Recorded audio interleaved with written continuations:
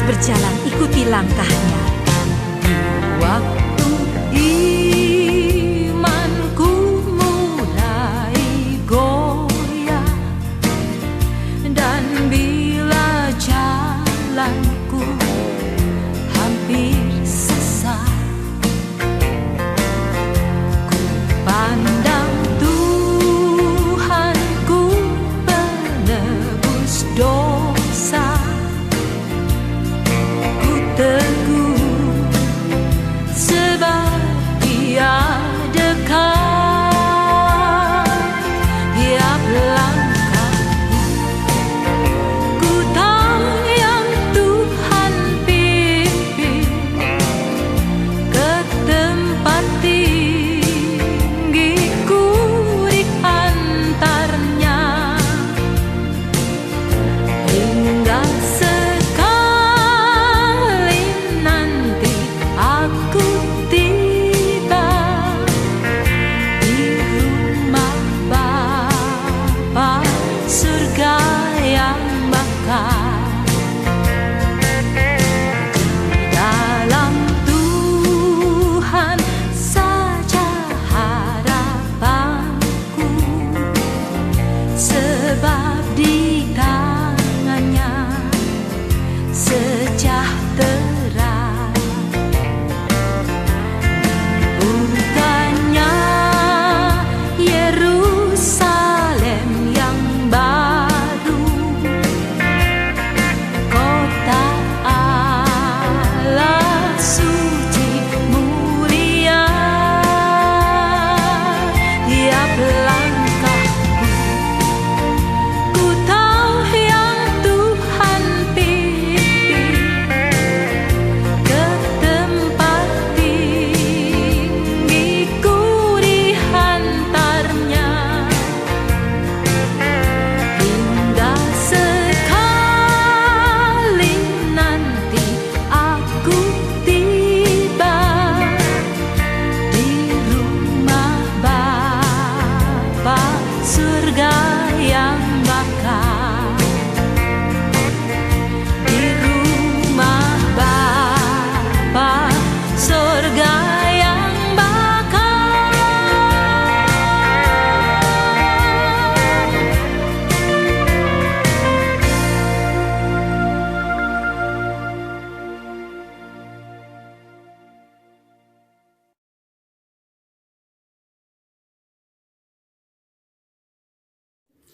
Haleluya. Senang sekali pagi ini saya bisa menyapa Bapak Ibu Saudara-saudara dalam doa dan harapan kami. Biarlah kita semua dalam lindungan dan dalam pemeliharaan Tuhan. Pada pagi hari ini saya akan menyampaikan lagi berita firman Tuhan yang akan menjadi kekuatan di dalam setiap kehidupan kita semua dalam menjalani kehidupan ini. Satu bagian firman Tuhan yang saya akan ambil di dalam kitab Injil Matius pasal 20 ayat yang pertama sampai ayat yang ke-16. Demikian bunyi firman Tuhan. Perumpamaan tentang orang-orang upahan di kebun anggur. Adapun hal kerajaan surga sama seperti seorang tuan rumah yang pagi-pagi benar keluar mencari pekerja-pekerja kebun anggurnya. Setelah ia sepakat dengan pekerja-pekerja itu mengenai upah sedinar sehari, ia menyuruh mereka ke kebun anggurnya. Kira-kira pukul 9 pagi ia keluar pula dan lihatnya ada lagi orang-orang lain menganggur di pasar. Katanya kepada mereka, "Pergi jugalah kamu ke kebun anggurku, dan apa yang pantas akan kuberikan kepadamu." Dan mereka pun pergi. Kira-kira pukul 12 dan pukul 3 petang ia keluar pula dan melakukan sama seperti tadi. Kira-kira pukul 5 petang ia keluar lagi dan mendapati orang-orang lain pula. Lalu katanya kepada mereka, "Mengapa kamu menganggur saja di sini sepanjang hari?" Kata mereka kepadanya, "Karena tidak ada orang mengupah kami." Katanya kepada mereka, "Pergi jugalah kamu ke kebun anggurku." Ketiga hari malam tuan itu berkata kepada mandurnya, Panggillah pekerja-pekerja itu dan bayarlah upah mereka, mulai dengan mereka yang masuk terakhir hingga mereka yang masuk terdahulu. Maka datanglah mereka yang mulai bekerja kira-kira pukul 5, dan mereka menerima masing-masing 1 dinar. Kemudian datanglah mereka yang masuk terdahulu, sangkanya akan mendapat lebih banyak, tetapi mereka pun menerima masing-masing 1 dinar juga. Ketika mereka menerimanya, mereka bersungut-sungut kepada tuan itu. Katanya, mereka yang masuk terakhir ini hanya bekerja 1 jam, dan engkau menyamakan mereka dengan kami yang sehari untuk bekerja berat dan menanggung panas terik matahari. Tetapi tuan itu menjawab seorang dari mereka, "Saudara, aku tidak berlaku tidak adil terhadap engkau. Bukankah kita telah sepakat 1 dinar sehari? Ambillah bagianmu dan pergilah. Aku mau memberikan kepada orang-orang yang masuk terakhir ini sama seperti kepadamu. Tidakkah aku bebas mempergunakan milikku menurut kehendak hatiku? Atau iri hati ke engkau karena aku murah hati? Demikianlah orang yang terakhir akan menjadi yang terdahulu, dan yang terdahulu akan menjadi yang terakhir." Mari kita satu di dalam doa. Bapa kami yang di surga, diberkatilah kami pada pagi hari ini, bahkan sepanjang hari ini. Diberkatilah kami dengan berkat-berkat Tuhan yang akan menjadi kekuatan di dalam kehidupan kami, dan juga firman-Mu yang akan kami dengar dan kami lakukan. Terpujilah nama-Mu Bapa di surga. Di dalam nama Tuhan Yesus hamba berdoa dan mengucap syukur. Amin. Bapak, Ibu, Saudara-saudari yang diberkati oleh Tuhan, judul firman Tuhan pada pagi hari ini, berkat keselamatan. Ayat yang pertama dan ayat yang kedua. Adapun hal kerajaan surga sama seperti seorang tuan rumah yang pagi-pagi benar keluar mencari pekerja-pekerja untuk kebun anggurnya. Kasih Tuhan dinyatakan dengan memberi keselamatan bagi siapa saja yang mau percaya kepadanya, yang digambarkan dengan memanggil orang-orang pengangguran untuk bekerja di kebun anggur. Sebelum kita membahas lebih lanjut tentang isi perumpamaan Tuhan Yesus ini, kita perlu mengetahui lebih dahulu tentang hal kerajaan surga. Hal kerajaan surga mencakup keselamatan, penebusan, kehidupan kekal, dan hal-hal rohani lainnya yang disediakan Tuhan bagi manusia. Sebagian orang Kristen, kita sudah menerima keselamatan dan hidup kekal, walaupun kegenapannya belum kita alami.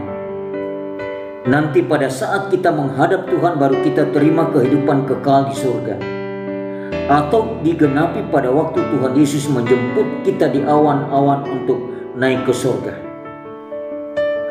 Hal kerajaan surga ini tidak bisa digambarkan dengan materi.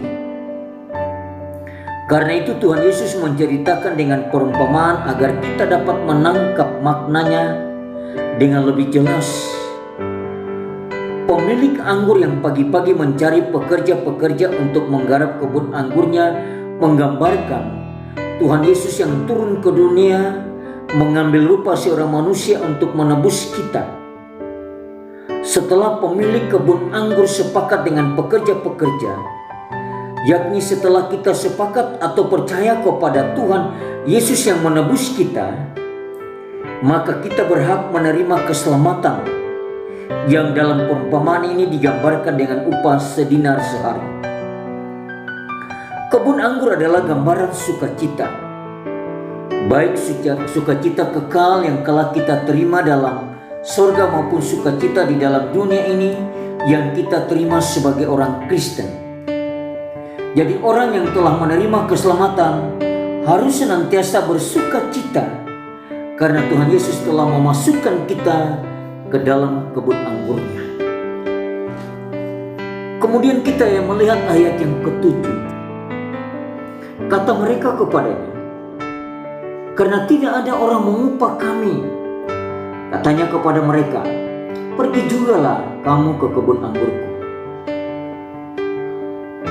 Tercatat beberapa kali pemilik kebun anggur mencari pekerja. Pagi-pagi sekali, kira-kira jam 6 pagi, dia keluar untuk pertama kalinya mencari orang-orang yang mau bekerja dengan upah sedinar sehari.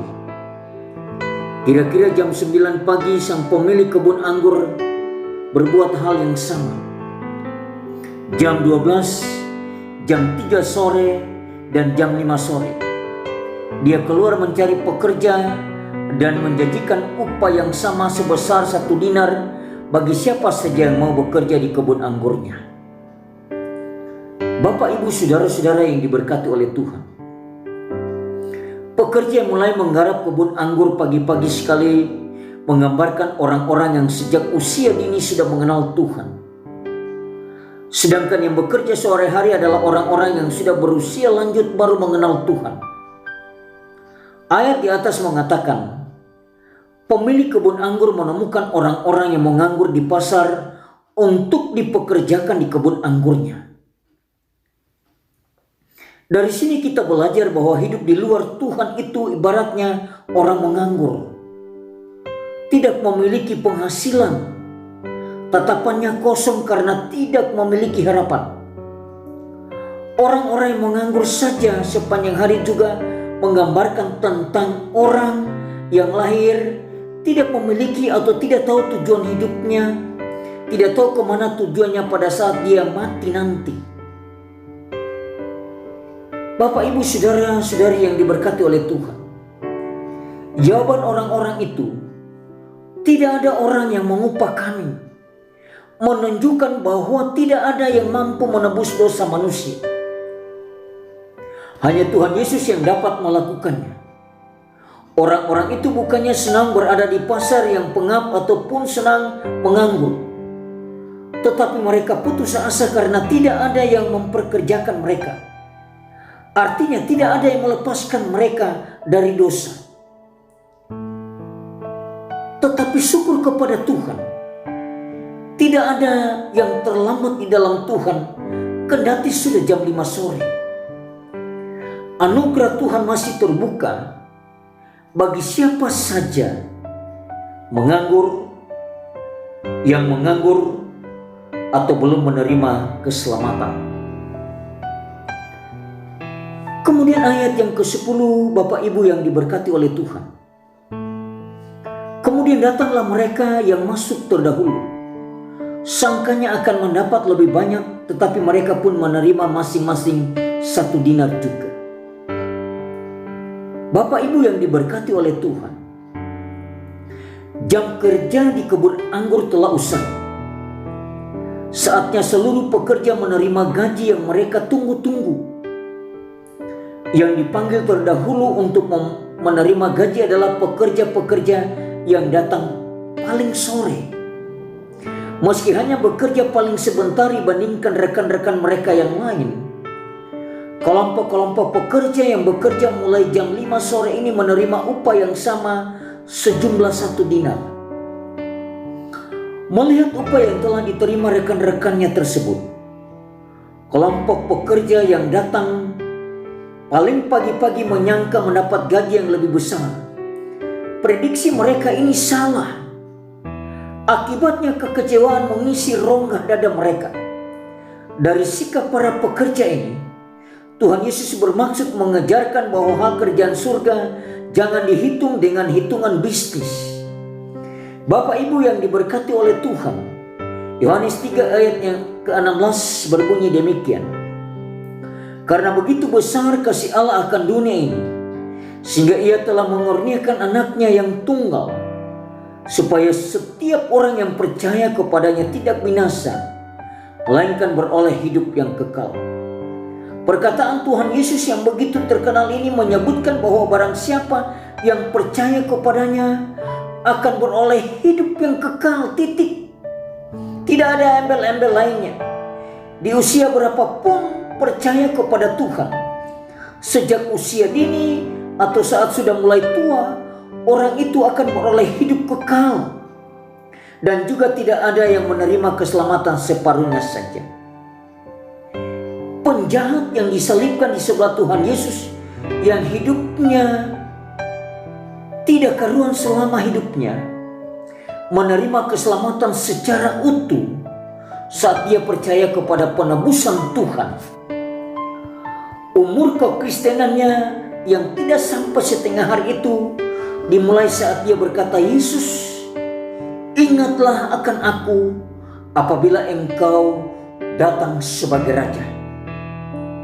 Yang dijamin oleh Tuhan Yesus sendiri, "Sesungguhnya hari ini juga Engkau ada bersama-sama dengan aku di dalam Firdaus." Sebuah jaminan, saudara-saudara, sebuah kepastian yang Tuhan Yesus tawarkan kepada kita semua, yaitu bahwa hari ini juga engkau akan ada bersama-sama dengan aku di dalam Firdaus. Bapak Ibu yang diberkati oleh Tuhan, ayat yang ke-11 berbunyi demikian. Ketika mereka menerimanya, mereka bersungut-sungut kepada Tuhan itu. Ternyata ada orang Kristen yang berniat protes kepada Tuhan, yang dianggap mereka berlaku tidak adil. Mengapa penjahat itu enak-enakan terima keselamatan, padahal dia sudah berbuat jahat bertahun-tahun dan baru bertobat sekejap saja? Apakah penjahat itu tidak perlu dihukum dulu? Kenapa upah 1 dinar yang diterimanya tidak dikurangi? Bapak Ibu Saudara yang diberkati oleh Tuhan, jawabannya, keselamatan tidak bisa dikurangi. Para pemprotes ini adalah para pekerja yang tidak puas atas keputusan pemilik kebun anggur yang memberi upah yang sama bagi setiap pekerjanya. Gerutuan mereka itu membuktikan bahwa mereka tidak tahu tingginya nilai keselamatan. Bukankah tadinya mereka juga pengangguran, namun diterima bekerja oleh pemilik kebun anggur yang murah hati itu? Menjadi pekerja di kebun anggur atau menjadi anak Tuhan, sebuah beban ataukah anugerah? Memang ada orang Kristen yang merasa rugi bertobat sejak muda sebab tidak bisa menikmati hawa nafsu. Ini pemikiran yang sama sekali salah. Memangnya dia tahu berapa batas umur seseorang? Pekerja yang punya hobi protes karena batunya sendiri. Pemilik kebun anggur bersikap tidak ramah kepada mereka dengan mengatakan, "Ambillah bagianmu dan pergilah." Ayat yang ke-14 dari pembacaan kita tadi. Orang Kristen yang tidak tahu berterima kasih akan mendapat perlakuan yang seolah-olah merendahkan dirinya. Itulah sebabnya Tuhan Yesus berkata bahwa orang yang paling awal akan menjadi yang terakhir, yang seharusnya menjadi kepala malah menjadi ekor. Ini bukan berarti orang yang sejak usia dini telah mengenal Tuhan akan menjadi yang terkecil, tetapi yang dimaksudkan adalah orang yang suka mengerutu dan tidak puas akan keputusan Tuhan, maka dia akan menjadi yang terkecil. Sebaliknya, orang yang mensyukuri berkat keselamatan akan dimuliakan. Bapak Ibu yang diberkati oleh Tuhan, demikianlah bunyi firman Tuhan. Demikianlah firman Tuhan pada pagi hari ini.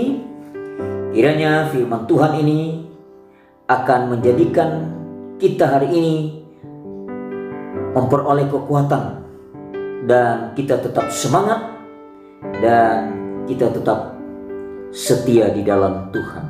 Mari kita berdoa. Bapa di surga, terima kasih firman-Mu yang sudah kami sampaikan dan kami dengar pada pagi hari ini.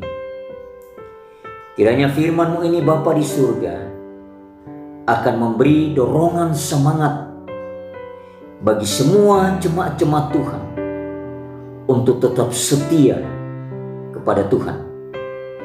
Meskipun sampai saat ini virus corona belum berlalu, tetapi kami tahu bahwa Tuhan punya maksud yang sempurna di dalam setiap kehidupan kami semua.